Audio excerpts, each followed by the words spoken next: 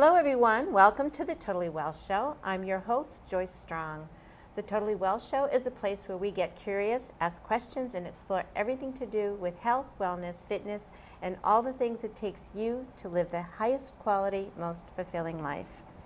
I have a special guest today. I'm so excited to talk to her. Shawna, welcome. Thank you. This is Shawna Pelton.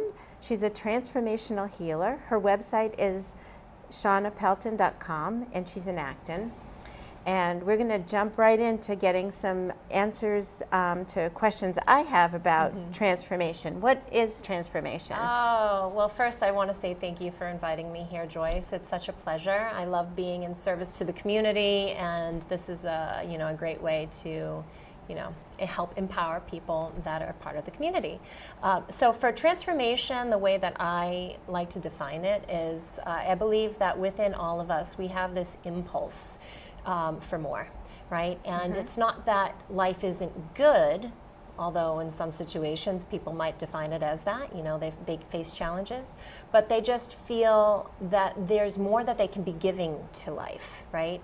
Or doing in life. And there's something that needs to emerge from them. And it's this very natural, similar to how a caterpillar transforms into a butterfly. I believe that we have within us that same impulse, and I really like to see myself as more like the midwife to the soul's transformation into who we really are, to bring our true nature into this world.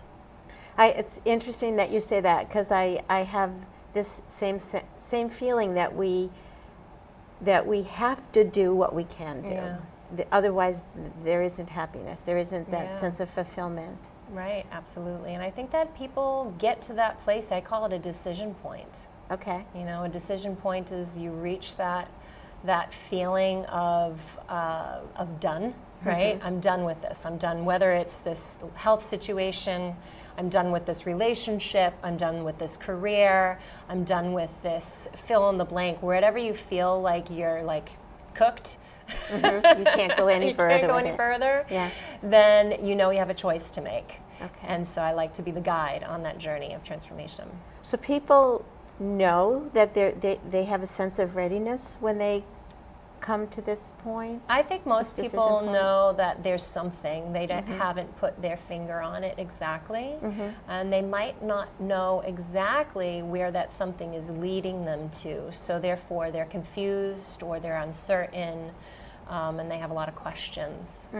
Is it anything like that expression, I'm sick and tired of being sick and tired? Yeah, absolutely. Usually people they look for help when you get to that place. Yeah, so it's like a tipping point. Absolutely. Okay, Yeah. So you call yourself a healer.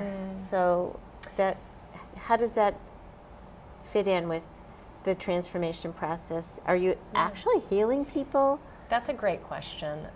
So in my 20 years of being in service, it's evolved over the years, and I started helping people heal physical ailments. And actually, part of my career was working with people who had very hard to treat chronic diseases. I wasn't treating diseases, I was helping people align with health. Okay. And so when I think about the word healing, the result might not be, or the outcome might not be, that the disease goes away, so to speak, right? But you might feel more at peace, at ease, in your flow state, mentally resilient, emotionally stable. And to me, that experience alone is what healing is, to be in that whole state. The physical body tends to follow suit, but it's usually the last thing that changes. Our inner world is more, to me anyway. I like to work on the inner terrain. So healing our patterns is what I focus on. Healing patterns. Yeah, patterns that let us, or things that lead us to our patterns, I should say. Can you tell me more about what you mean by patterns? Yeah, sure. So our patterns are, what's interesting about pattern, I always think about nature, right? We have patterns and seasons. So for people who live here in New England, we know the seasons well. We know when it's going to get cold ish. We know when the leaves are going to start to fall. You know, we can predict when the hot season will be here, give or take a few days or weeks. But within that, there's certain experiences that you can expect. And so a pattern in our life is no different. There's cycles within our patterns where some stages it's going to be, we might have an intensification, and other stages it might be like a die-off stage, like the winter when everything kind of goes cold and stationary. And so, or underground, I should say. And so patterns in our life, I think about the patterns of our thoughts, the patterns of our beliefs, the patterns of our actions and behaviors, like with the decision to use substances as a way to handle our feelings. Like that's an example. And we get kind of habituated, if you would, to these patterns of thinking, patterns of behaving, so to speak, and then create. So they're predictable. Yeah. Patterns are predictable. Totally. Where do they come from? That you have great questions, Joyce. Actually, you know, that's such an important topic that not a lot of people are asking, and I think it's the first thing that we need to do is look at where it came from, because you really can't move forward out of the pattern unless you've looked inward at, you know, what's the root cause of this pattern. And now, if the pattern is disempowerment, let's just say, for example, when we're disempowered, we usually are distrusting of circumstances, other people. We might doubt ourselves. We might be afraid of from our past experiences, memories, and that sort of thing. Or we might feel that we don't really trust nature or who we are, like, you know, whatever we want to call God or spirit or the universe or whatever, our higher self, however people relate to that part of us. And so when we're disempowered and we distrust, we shut down. Literally, energetically, we shut down. Mentally, we protect ourselves on all levels. And then we end up putting these barriers up, right? It's like masks, a protective mask.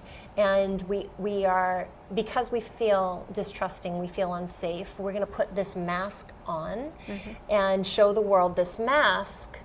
But it's not who we really are. It's what we want to project out into the world so that we're loved, so that we can feel safe in the world, and maybe so that we can feel important. Those are what's most important to the ego, those three things. So when we are not true to ourselves and we are living in this disempowered pattern of behavior and way of being internally, we create those patterns. But where they came from, I'm sorry, you asked a very specific question. So looking even further back, where did those things come from? Why do I put on this mask? Why do I act the way that I act? Why do I keep going to the fridge in the middle of the night, or having my wine every night, or whatever the issue is that you're dealing with? We have to investigate its root original cause, right? When was the very first time you thought that way, that you felt that way, that you acted that way? When did that begin? And so that's an investigation, really. And so in working with people to get to that place, we found that there are very common core wounds from our youth. Okay. So core wounds would be violation. A core wound could be rejection. You know, a lot of kids were rejected. A core wound could be betrayal in a love relationship, or deception from a loved one, or loss, great loss. So a number of different experiences that we have as human, and I think I just basically covered all the bases. We've all experienced something on that level, right? But it's a pain in our heart, you know, that if is left unhealed, if it's left unchallenged, or if it's not evaluated, we end up making decisions in our life based off of that experience. Decisions with who we relate with, in love relationships or friendships. Decisions about what career we make. Decisions about what we will or will not invest in, that sort of thing. As a biologist, a scientist, I always think, yeah, but why would that happen? Like, why would our bodies let us do that? And I think back at those experiences like adaptive at the time, that they actually happened in a way to protect us from the insult, whatever happened to us. Absolutely. But then we don't outgrow them. They turn into habits. They turn into our tribe. Absolutely, right. I actually call it our identity. Our identity. We form an identity based off of an experience that, if I can use the term loosely here, what we were victimized as.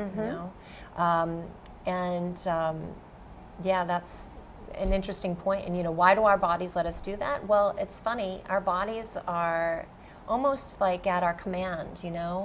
Our decision to protect ourselves is informing the body how to behave. Hey, body, I want you to be tense right now because I'm in protection mode. So tense up, body, right? And the body's like, okay, I'm gonna be protective and I'm gonna stand guard. But there's only so long that you can stand guard without collapsing in exhaustion from that. And I actually noticed when I was working with chronic illness, I noticed that the most common issues, or root causes, I should say, of people's very serious health problems, I could trace back to a time in their life when they endured such an event, a wound, a wounding event, a big grief in their life, and they were basically numbing their body or avoiding. It's like adrenaline, how adrenaline works. It stops you from feeling. In that moment, you have to act. It's like, look, I don't have time to think about my feelings right now. I don't have time to stop and go like, oh, how does this make me feel? It's like, no, I'm in survival mode right now because I'm experiencing great change or a hardship or something traumatic. And then the adrenaline kicks in and your body's like, okay, I'm gonna do this thing that you want me to do. Your wish is my command. And then eventually, things start to settle, and then all of a sudden your body has a chance to show you just how stressed it was or just how exhausting it was to uphold its, stress. So it makes sense for a 4-year-old perhaps who's, being neglected or abused, but over time, right. It pays a price, and it probably doesn't serve a purpose, maybe even blocks you from your true purpose. And I actually, what you just reminded me, because you did mention when we're younger, how it might be, our adaptive behaviors, right? And how it's I think that it's an innocent decision because no one's really teaching us how to have emotional intelligence. I mean, most people anyway are just kind of navigating parenthood. Well, I think it speaks to the brilliance of a child, how brilliant we are to be able to find a way. It's so true. As maladaptive as it may turn out to be. It's so true, absolutely. But to that point of, when you're a kid and you make these decisions to act this way and to, create these patterns in your youth, and they perpetuate into your adulthood, then eventually you get to a decision or a choice point, what we talked about, where you're like, okay, the things that I did as a child are no longer serving me as an adult, so I have to learn new behaviors. I have to learn new attitudes and thinking. I have to begin this, it's almost like a renewal process. And I actually equate it to, breaking in your new legs, where you're like, okay, maybe I'm a little stumbly at first. You have to crawl before you learn to walk, and you might fall a whole bunch. And so that's the experience to me of transformation, is you don't just go, okay, yep, decision made and everything's good. It's like, okay, I have to figure this out. But in order to figure out how to walk in your new self, your new choices, your new identity of being more authentic, you have to first look back and say, okay, from that experience that I had, what was useful from it? What did it teach me about myself? What did it teach me about life? And what still works for me that I want to keep? And what do I not want to keep? I actually think about it much like demolition day, when you have a house that you bought and it's like a fixer-upper. And you go in and you evaluate and you're like, these are good bones. I'm going to keep these. I'm going to reinforce that. I'm totally taking out this kitchen. It's terrible. Nothing works. It's outdated. And so in the same way, we have to look and evaluate before we make our decisions. We don't want to be hasty in our change because we miss steps. I like that. That's a nice image. So, and you got me thinking about the investing piece of it, and the starting back, stuckness. So here you are at this place where you're repeating these patterns, and there's a stuckness, not being happy where you are, knowing something has to change, and then a decision on how to invest time and money, and why wouldn't we? What's the risk? Right. So what's interesting about the risk versus reward question, the thing that we ask ourselves whenever we are setting off on this journey of transformation, right, of healing, of creating something new for ourselves, we are always faced with the obstacles that we need to see that basically show us where we're stuck. And so the most common obstacles are, when we set off to invest in ourselves, is the obstacle of all resources, right? The obstacle of money. I don't have enough money to do this. The obstacle of time. This still won't fit into my, I don't have the time for this. The obstacle of energy. It's like, how can I possibly, I don't have the energy to do anything different, right? I'm exhausted now. How could I possibly invest more energy and change, And so that will naturally come up. And those are just simply the initial obstacles to actually overcome. It's not something to stop us. It's not intended to stop us. It's intended to get us to create new ways of overcoming things. It's like, all right, well, how can I make new money? Let me look at my expenses. Am I spending too much on, am I buying a coffee every day at the coffee shop? Maybe I can make that coffee at home. How much money does that come to? Right? Simple questions like that, for example, the investment piece. The other is the energy piece, and what I find is that people are exhausted because they're repeating these behaviors that are depleting. They're not exhausted because they're investing in their growth. They're exhausted because of quite the opposite, in fact. So I actually found that people actually experience an increase in energy when they say yes to do this work, and then all of a sudden things change. I've even seen things where one woman in particular, it was a money question, and literally, I'm not kidding, the week she decided, all right, you know what, I'm going to do it, I'll find a way. And out of nowhere, she found out that there was $58,000 that they found in her investment portfolio that was accidentally misplaced. And for years, and then all of a sudden it was like, hey, by the way, you have this much money. Wow. We're so sorry that we didn't show you this before. So it's funny how things will show up for you. It's like all of a sudden you see you actually do have what it takes to invest in yourself. Those resources will appear as they're needed for you to set off on this journey. But speaking of investment, if it's okay for me to continue that particular conversation, I think that there is a healthy risk that we take when we invest in ourselves to empower ourselves. And what I mean by that is let's just say, if I were to being authentic to ourselves means honoring our heart, right? It's like, look, my heart needs to be expressed this way. So you mean who we really are? Exactly, exactly. And what that means is I might risk losing people that are close to me who don't know me that way. Maybe for years I've been wearing my mask, and now all of a sudden I take the mask off and I'm saying, this is who I truly am, and these are the thoughts that I have really, or this is how I, my values, I should say, not thoughts. These are my values. And so you might risk falling out of the good graces of your community. That's a risk. So I think, it's important to acknowledge that's a possibility. Is it likely?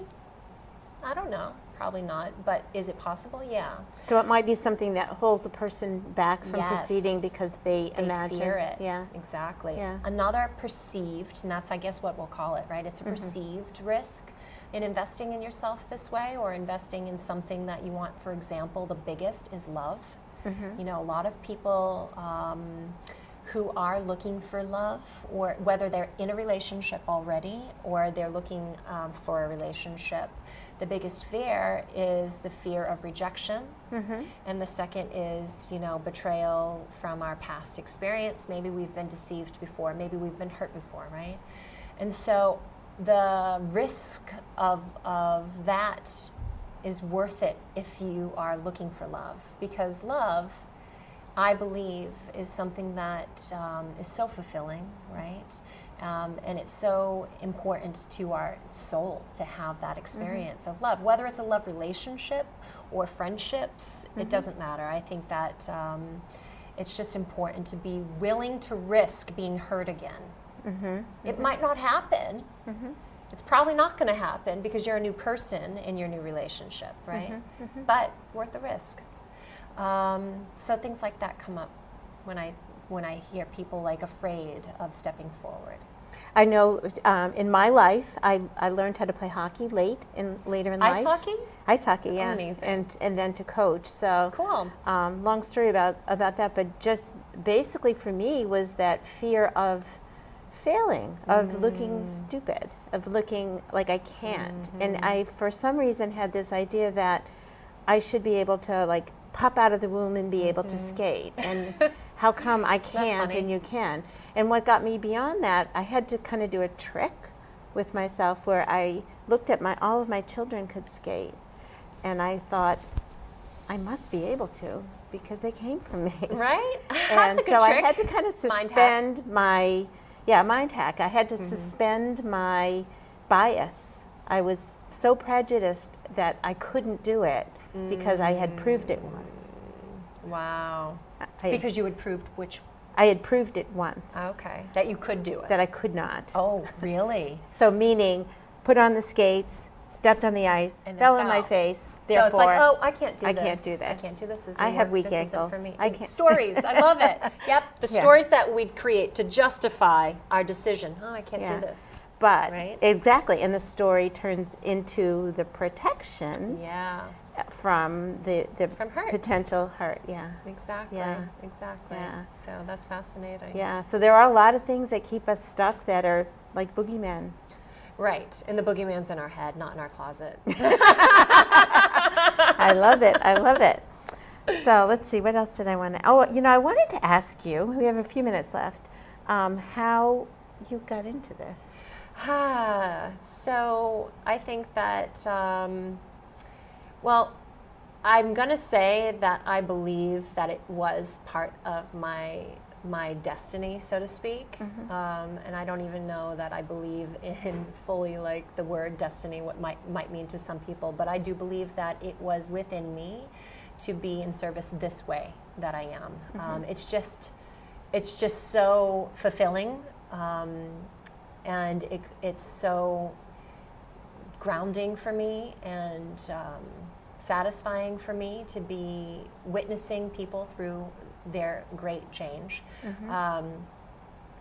But it came, speaking of things that we're afraid of, the fear of failure and I can't do it. I started my journey like everybody else, where there was stuff going on in my life that I came to that choice point.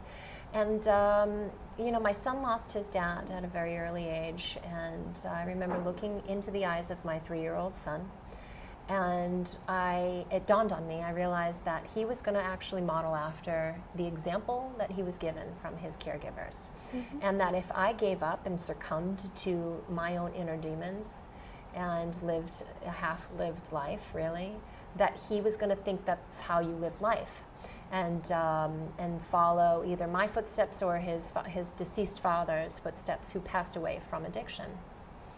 And so I made that choice that I was going to commit to and devote myself to my own change. He was my motivation, and that started my path of seeking. But that was so long ago that there wasn't examples easily, readily, modeled. It wasn't like Google was really a thing back then. It was a long, long time ago. So how I got started was my own need to clean up my act. And then I realized that people were suffering. I saw it. It's hard not to see. It's hard to miss. And with that said, I felt obligated. They say that to he who, I'm going to totally botch this verse of the Bible, but it says that to he who has much, much is expected. Yeah.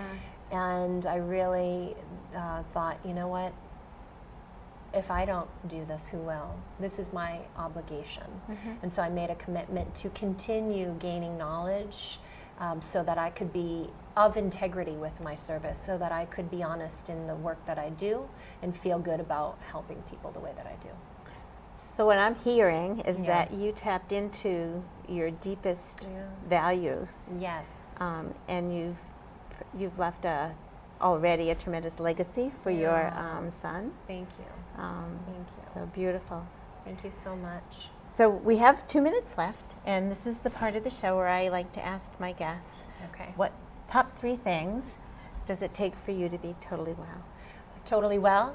Okay. Ooh, totally well. Top 3 things I would say is to know thyself, right? Do not leave any stone unturned. That's why we talk about, healing is exploring your past and refining it for your future. No, so that's number 1, know thyself. That's some vulnerability there. Oh, it sure is. I'm telling you. Ooh, it's uncomfortable there. Truth time. Number 2 is accept, and maybe this is primary, accept where you are. Okay. Because you cannot move forward without fully accepting where you're at and how you got there. Yeah. And then number 3, realizing, never stop learning, never stop growing, realizing that there's always a constant unfoldment of your potential, and don't ever get tired of discovering that. Beautiful, beautiful. Life is dynamic. It is. Ever growing. It so yeah, is, yeah, which makes it exciting. Well, thank you so much for that. You're welcome. I do want our guests to know how to find you. If they're looking for you, what ways can they reach out to you? Well, if they have the internet, my name, ShawnaPelton.com, is where they'll find my website and information. There is a weekly Facebook Live video that I do in my group called Envisioning Excellence, but they can actually find that if they just go to my website. That's how they'll find it. Find everything. Yeah. But you're on Facebook. Are you on I am. Twitter, Instagram, any of those? Yeah. I think I am on Twitter, but honestly, I just, as of late, it's not my... Not your main No, main that's not medium. my So your interest. website and your Facebook. Yeah, and group. Instagram, I have an interest for visual stuff, so I'm on Instagram. But Great. again, if everything's on my website. So ShawnaPelton.com. Yeah. Beautiful. Yeah. Well, thanks for coming today. Thank yeah, you for and having we have me, so much in Joyce. common. I Aw. loved your story. Thank you very much. And Thank you're you. tapping into those values. Thank you for doing this. I know that a lot of people will benefit greatly from what you're doing, and I think that's wonderful. Thank you. Thanks. So, Thanks for having me. Yeah. Thanks, everybody. yeah.